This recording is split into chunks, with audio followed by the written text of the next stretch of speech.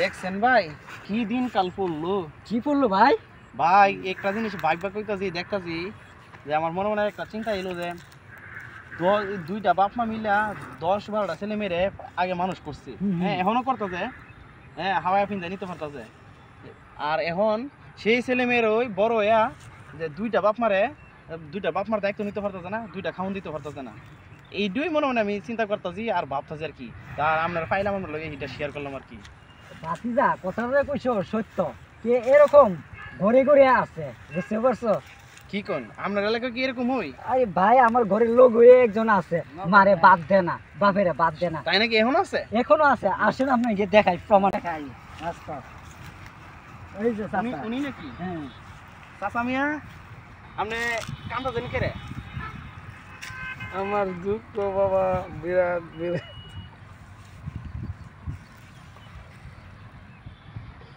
কান্দেন না চাচা মিয়া, একটু কাইন্দ আমরা লগে খুইলা কইন। আমি দুঃখটা একটু বলেন তো, ও শুনতে চাইতাছে। বাবারে কি কইয়াম, ছোট ছোট 4-5টা ছেলে মেয়ে পাললাম, পাইলা বড় করলাম, এখন বিয়া শাদি করাইছি, এরা বাল বাচ্চা হয়েছে। আর আমরা দুই জামাই বউ বুড়া হইলাম, এই ঘরতে নিয়ে সেই ঘরত দেয়, এই ঘরতে নিয়ে সেই ঘরত দেয়। এখন আমরা আর কি ভাই বাজান, আমি কি করবো, এই আমার মন এখন আপনারা করছেন ঠেলা ঠেলির মধ্যে। আমরা বলছি অনেক ঠেলা ঠেলি, এই ঘর এই ঘর।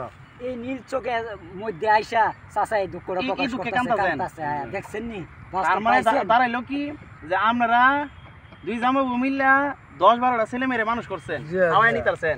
আর এখন 10-12টা ছেলে মেয়ে মিল্লা আপনারা দুইজনের পরে ভরণ পোষণ দিতে পারতেছেন না। সেই দুঃখ ওই নীল চোখের মাঝে আইসা সেরা মানে কান্তাছে, দুঃখ প্রকাশ করতেছে। তাইলে ভাই আমি তো আপনার কথা সত্যি হাসা পাইলাম। জি আমি তো এই জন্য আপনার দেখাইলাম বাস্তব প্রমাণ। কথা শোনা না, মানে ভোলা মাইন কথা শোনা না ভাই, মোর কথা শোন।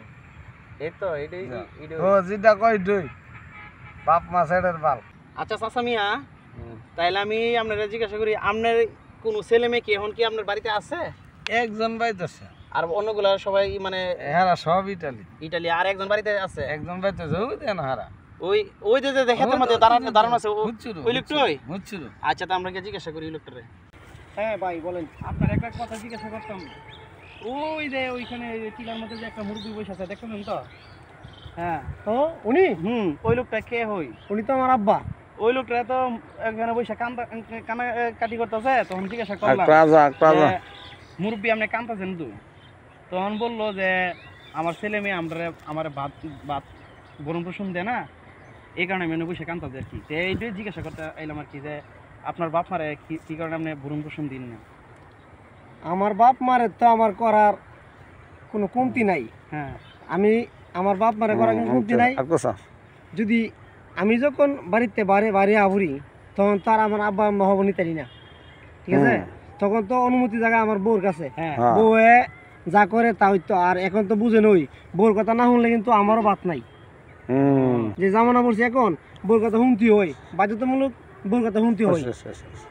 তাইলে আপনি বলতে চাইতেছেন যে আপনি আপনার বউর কারণে পারতেছেন না? হ্যাঁ আমি বউর কারণে পারতেছি না। ওকে ওকে। ও আচ্ছা, তাহলে চাষারা দেখছেন না, 20 হেতা ছিল, হেতগুলা বিক্রি করে তাদেরকে মানুষ করছে। মানুষ কইরা আজকে একজন ইটালি, একজন ঢাকা ব্যবসা করে, আরেকজন কই আছে, আর সে আছে বাড়িতে। কিন্তু দেখেন এতগুলা হেত পত্র বিক্রি করে তাদেরকে মানুষ কইরা আজকে সে পথের ভিখারি। এই কারণে চাচারা দেখলাম মানে বসে বসে কান্তাছে। হ্যাঁ কান্তাছে। শুধু আমি না তো, আমি বেন আমার বউ লই আমি ভাত খাওয়াই দিই আমার বাপেরে। আমার যে আরো বায়াত আছে, হ্যাঁ আমার যে আরো বায়াত আছে, তারাও তো খাওয়াই দেন না। এক বউ ঠেলা দুদিন খাওয়াইয়া দে, সেই বউ ধরো, সেই বউ ঠেলা দে, আমার বউ ধরো, আমার বউ ঠেলা দে, আমার বড় ভাই বউ ধরো। তাইলে আমরা এখন আপনার বাপ মা পড়ছে ঠেলা ঠেলির মধ্যে? আমার বাপ মা এখন ঠেলা ঠেলি মেয়ে পড়ছি।